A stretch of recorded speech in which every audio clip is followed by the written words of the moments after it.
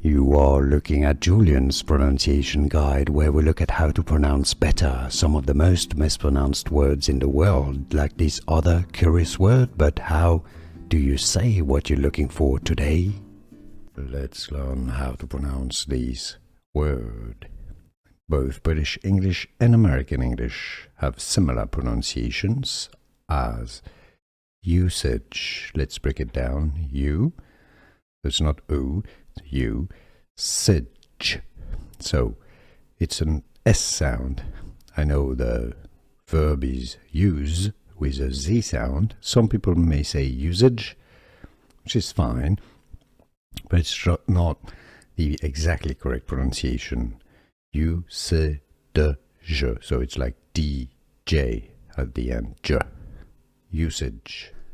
Here are more videos on how to pronounce more confusing words and names too many mispronounced. Like this video if you found it useful. I appreciate your support. I'll see you soon and thanks for watching.